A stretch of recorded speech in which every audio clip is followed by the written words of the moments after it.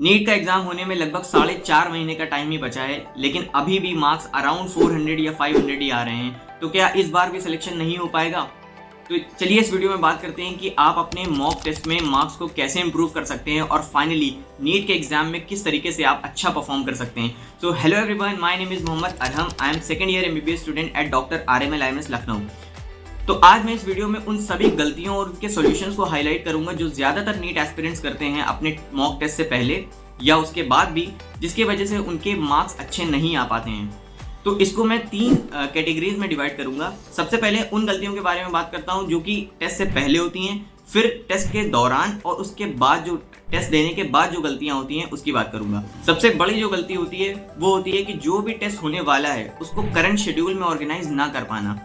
मतलब मान लीजिए कि आपका 3 से 4 दिन के बाद एक टेस्ट होने वाला है जिसके आपको टॉपिक्स मालूम है और आपका करंट में कोई ना कोई चैप्टर तो चल ही रहा होगा तीनों के तीनों सब्जेक्ट्स में। अब ज्यादातर नीट एस्पिरेंट्स ये करते हैं कि जो टेस्ट होने वाला होता है सिर्फ उन्हीं टॉपिक्स पर ज्यादा फोकस करना स्टार्ट करते हैं, करंट वालों को बिल्कुल छोड़ देते हैं, जिसकी वजह से उन्हें अगले टेस्ट में फिर से यही दिक्कत होना शुरू हो जाती है। जो अभी करंट में चल रहा है उसका कहीं ना कहीं टेस्ट तो होगा ही, इसकी वजह से फिर से वो यही करेंगे कि फिर से इसी टेस्ट को जो टेस्ट में आने वाला है उसको फॉलो करना स्टार्ट करेंगे और फिर से करंट छोड़ देंगे। तो ये आपको बिल्कुल नहीं करना है। आपको क्या करना है कि टाइम का एक पर्टिकुलर डिस्ट्रीब्यूशन करना। मान लीजिए कि आपके पास अभी 4 दिन बाकी हैं टेस्ट होने में, तो आप अपने टाइम को इस तरीके से डिस्ट्रीब्यूट करिए कि 50% टाइम आप जो करंट शेड्यूल, जो करंट टॉपिक चल रहे हैं उसको दें और 50% टाइम आप उनको दें जो कि टेस्ट में आने वाले हैं। फिर अगर जैसे जैसे दिन कम होते जाए वैसे वैसे टेस्ट की तरफ ज्यादा फोकस करते चले जाइए और टेस्ट के एक दिन पहले एंटायरली पूरा का पूरा टाइम आप अपने टेस्ट में आने वाले टॉपिक्स को ही अलॉट करें ताकि आप अच्छा परफॉर्म कर पाएं अपने टेस्ट में। इसकी वजह से क्या होगा कि आपका जो भी करंट टॉपिक चल रहा है वो बिल्कुल डिस्टर्ब नहीं होगा, क्योंकि जब आप करंट टॉपिक को छोड़ना स्टार्ट करते हैं कहीं ना कहीं आपके दिमाग में ये बात रहती है कि मैं इन चीज़ों को छोड़ रहा हूँ, मुझे आगे प्रॉब्लम होने वाली है। फिर भी आप इस चीज़ को सोचने से इग्नोर करना शुरू कर देते हैं और आप सिर्फ टेस्ट में आने वाले टॉपिक पर ही फोकस करते हैं, जिसकी वजह से जो टेस्ट में आने वाले टॉपिक्स हैं वो भी अच्छे से तैयार नहीं हो पाते हैं। तो आपको इस ऑर्गेनाइजेशन को अच्छे से करना है ताकि करंट भी हो जाए और आप टेस्ट में भी अच्छा परफॉर्म कर पाओ। दूसरी बड़ी गलती जो ज्यादातर नीट एस्पिरेंट्स करते हैं वो है कि वो अपनी स्लीप को कॉम्प्रोमाइज करना स्टार्ट कर देते हैं।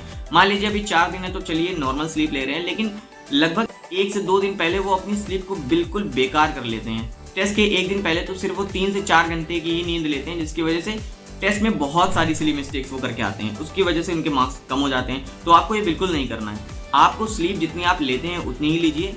ऑप्टिमम 6.5 से 7 घंटे की स्लीप तो होनी ही चाहिए ताकि आपका माइंड हेल्दी रहे। जब माइंड हेल्दी रहेगा तभी तो आप अच्छे से पढ़ पाएंगे, जो भी चीज़ें आप पढ़ रहे हैं उसे एब्जॉर्ब कर पाएंगे और फाइनली अच्छा परफॉर्म कर पाएंगे अपने टेस्ट में। तो स्लीप बिल्कुल कॉम्प्रोमाइज नहीं करनी चाहिए। तीसरी बड़ी गलती जो ज़्यादातर नीट एस्पिरेंट्स करते हैं वो ये कि वो बहुत ज़्यादा एक्सपेक्टेशन रखते हैं अपने आप से कि मैं तो चलो मेरे इस बार टेस्ट में मार्क्स अच्छे नहीं आए हैं, 400 मार्क्स आए हैं, अगले टेस्ट में मैं टारगेट करता हूँ कि 150 मार्क्स का इंप्रूवमेंट करूँगा। इतना बड़ा इंप्रूवमेंट अचानक से नहीं होता है, क्योंकि आपने अगर अभी मार्क्स जो स्कोर किया है काफ़ी कम है तो इसको इम्प्रूव धीरे धीरे करिए।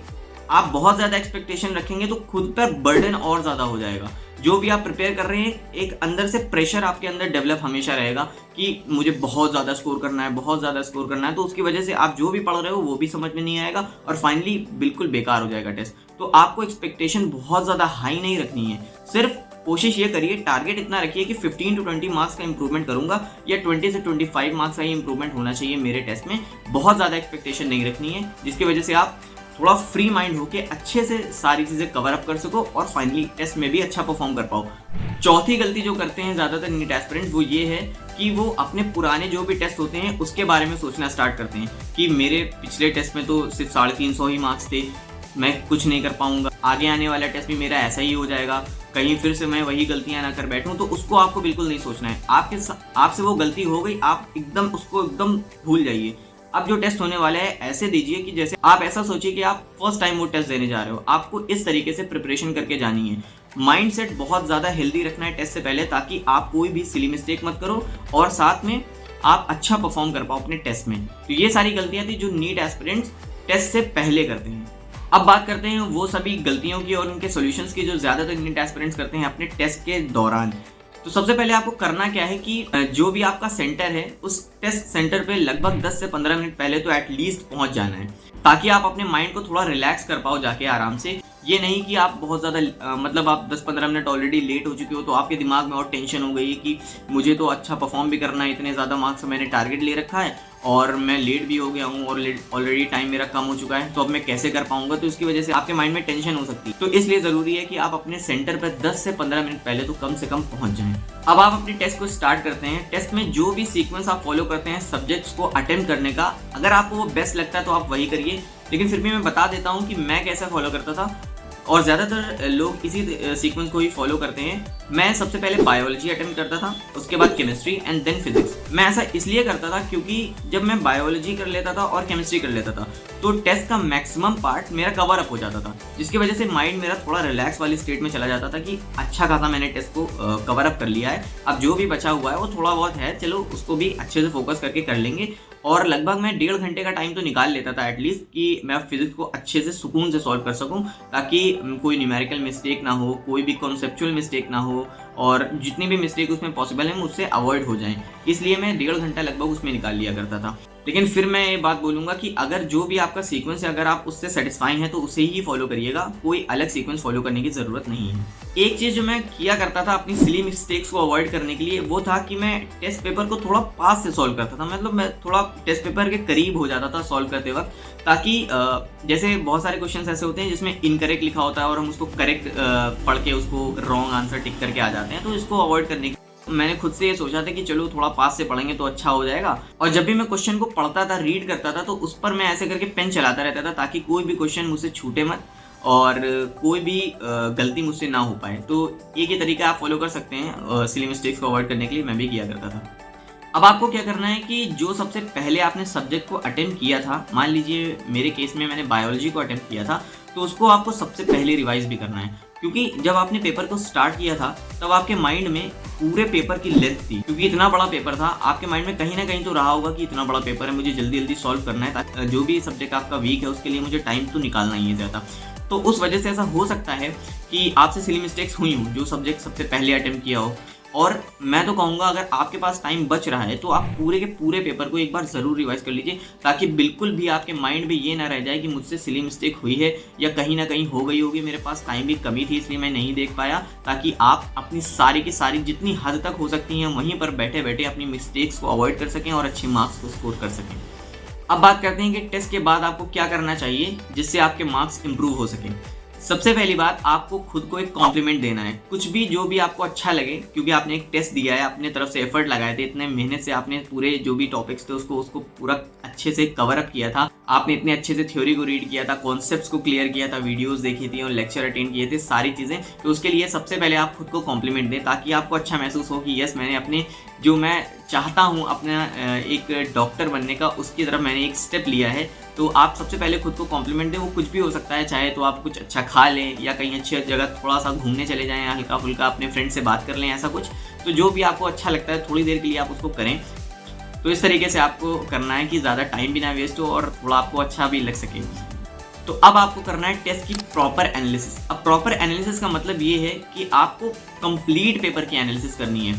सबसे पहले तो आपको सेक्शन बी के वो छूटे हुए क्वेश्चंस को लगाना है जो कि आपने अटेम्प्ट नहीं करें, क्योंकि 15 क्वेश्चंस होते हैं, उसमें से 10 सॉल्व करने होते हैं। तो जो भी आपने 5 क्वेश्चन छोड़े हैं उनको आप अटेम्प्ट करके देखिए कि आपसे वो बन पा रहे हैं या नहीं, कहीं वो नेक्स्ट टाइम सेक्शन ए में रख दिए गए तो आप उसको किस तरीके से सॉल्व करेंगे। तो इसके लिए आप पहले से ही खुद को रेडी कर लीजिए। देन आप अपने जो भी क्वेश्चंस गलत हुए हैं उनको लिखिए, मतलब जो भी क्वेश्चन गलत हुआ है उसके साथ उसका रीज़न मेंशन करिए कि आपसे पर्टिकुलर गलती जो हुई है वो हुई क्यों।